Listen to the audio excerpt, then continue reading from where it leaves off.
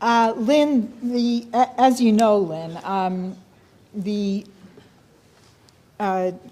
congressional Democrats are caucusing, or were caucusing, on what they have very aptly referred to as a retreat in Eastern Maryland. They do that very well, by the way. And the first question comes from one of the retreaters. He says, Lynn, while it would appear that there's little appetite for Glass-Steagall, the fact of the matter is that most of us here do see it as inevitable, given the magnitude of the problem. And there's little question that sometime over the course of the next days or weeks that the opportunity is going to present itself, and I do believe that Glass-Steagall will be reenacted. However, as we learn more about what occurred and what is still occurring in the course of the great bank bailout of 2008, we learn that in addition to the billions of dollars involved in TARP, the Federal Reserve as well may have engaged in a far larger bailout, perhaps amounting to trillions, and that those trillions went to not only American, but also to foreign banks. Now, in the midst of this great bailout, both by Congress and by the Federal Reserve, it is also the case, as I'm sure you know, that community banks received almost nothing. The argument at the time was made that we can't help everyone and that the community banks were not too big to fail, and fail they have. My question is this. Glass-Steagall was crafted under very different circumstances. There's no question in my mind that it should be reenacted, and as I said from the beginning, that I believe it will be. But my question to you is it really enough? Especially since the reach of Glass-Steagall does not extend to these kinds of covert activities, if you will, by the Federal Reserve. Well, actually, they do reach to it. And they reach to it in a very efficient way. See, people get too much tied up with the current legalisms and fail to realize that they're principled. You see, the problem is in our definition of democracy and the way it's taught and the way it's talked about in Congress and so forth, the principle is far removed from the awareness of the usual politician these days, particularly when it comes to Congress, matters of Congress or the state. We live in a society which is largely influenced by British liberalism. Now, liberalism is, of course, the system which was established under the new Venetian system, which became the British Empire. And under the British Empire, liberalism means that human beings respond to pleasure and pain. And the essence of belief is pleasure and pain. The essence of law for them is pleasure and pain. It's a question of popular pleasure and pain. It's based on perception, not truth. Not truth. Among our politicians, there is an absence of the idea of truth as a principle. In other words, when you had the Federal Reserve System doing what it did, what it was doing was inherently untruthful, bordered on treason. All of the evils we've had, especially since the assassination of Kennedy, have been of this character. For example, slavery. The United States, for a long period of time, put up with the institution of slavery because Jefferson was pro-slavery. And he became more so when he got sick.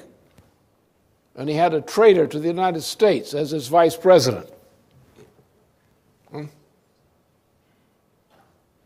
So therefore, the idea of truth as a matter of principle, in the sense of scientific truth, truth contrary to popular opinion.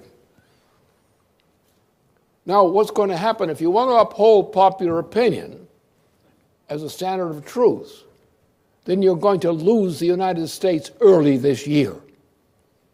So you got to get your conversation in quick, because it's not going to be around much longer. We're now in a hyperinflationary mode.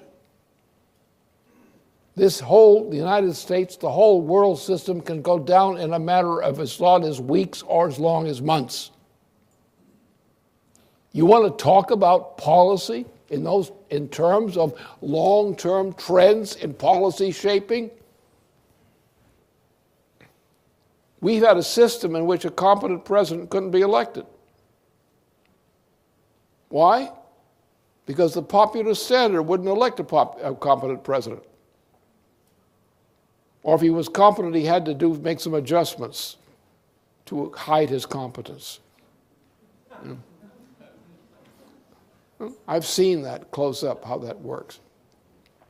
So the problem is that we do not have a problem. And when the American people out there who are getting very angry begin to make a decision, they're going to agree with me, not with you. Because they're going to agree that what was done to the Federal Reserve System under Greenspan, Volcker didn't do a decent job either. At least he meant well. He just wasn't competent. The Federal Reserve System went to criminality under Alan Greenspan. And it went beyond criminality today. So everything the Federal Reserve System has done in this way, which is contrary to the intention of our Constitution as it was originally conceived, has been a fraud. And you're going to find that once we put the Glass-Steagall through, the Glass-Steagall Act, in its 1933 form, you're going to find out that the American people are going to do something about it. Why? Look at the states. Look at the immediate situation in the federal states. So you get a bunch of congressmen out there talking about federal government and how they're going to manage the federal government. What do the people of the states think about this? What's happening to them? Do they have any belief in this stuff? Of course not. If they're not intimidated, they feel they have some clout, they're going to act. And you've got a warning sign in this little event in Tucson, because that's not a problem. That's the problem of a generation. About 1/3 of a generation under 21, which you have destroyed by consenting to what has destroyed them. The consent to putting in Al Gore as vice president was a tragedy for the nation, because Gore is poison. His policies is poison. His thinking is poison. People who think like him are poison. They don't belong in our political system any more than the slave owners belonged in our system back in the first half of the last century, or the century before then. I'm getting old now. So no, there is no problem. What I've defined in the statement I just delivered here with my bad eyes, but I wanted to get the exact thing on the record, is the only answer. That's the truth. Anything else that doesn't start from what I just gave as a design of a policy for a State of the Union policy is a waste of time. If it doesn't fit what I said, dump it. And you're going to find that the people out there in the state levels, in their anxiety, they may not know what the solution is, but they know what their anxiety is. You're killing them. Your health care policies are killing them. They're designed to kill. They're designed to reduce the population.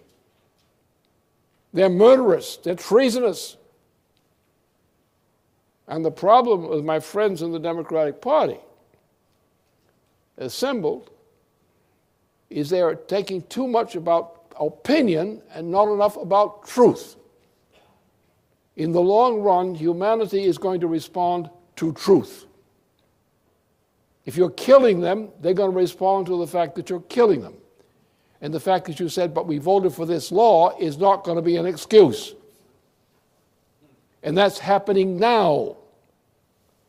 The negligence, the ability to try to go along to get along, that infamous slogan of the Senate, the Congress, go along to get along. That is the beginning of descent of actual immorality.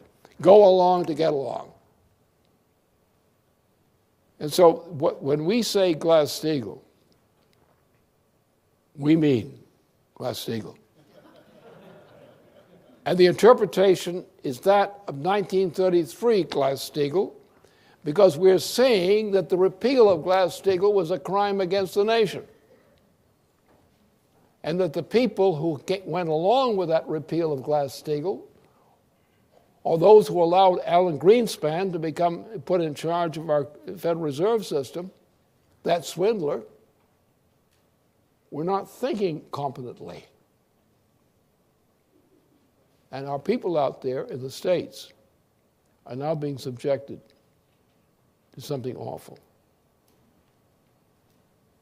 You think you had something in Tucson?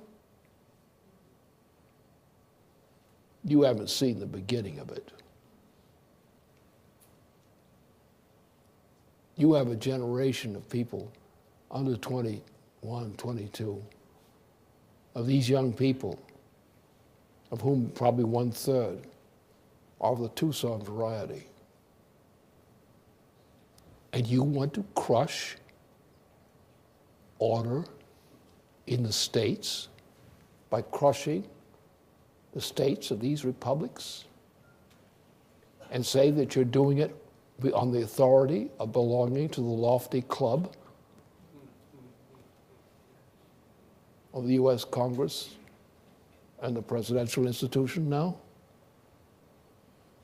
When the world is about to destroy itself and blow up, and you don't want to change that, you want to compromise, you want to go along to get along, well, you know where you're going to get to?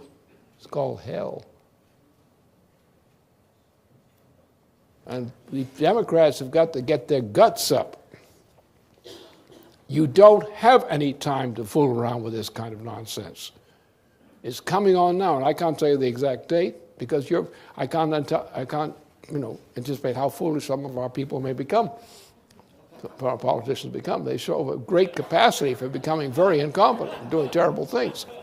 And I can't be held responsible for that. But I can tell you the time is nigh. We're there. The states are disintegrating. The U.S. economy is disintegrating.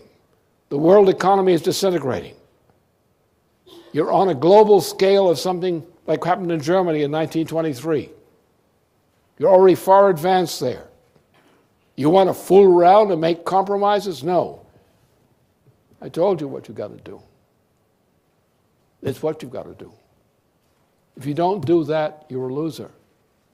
If you don't do that, you're wasting your time. Wise up. I've been at this for a long time. I've watched it for a long time. You're making the same stupid mistakes you made over and over and over again. You're compromising. You're compromising. You're trying to compromise with this, compromise with that. You got people out there, our people, our citizens out there are going through hell, and you're letting it happen to them.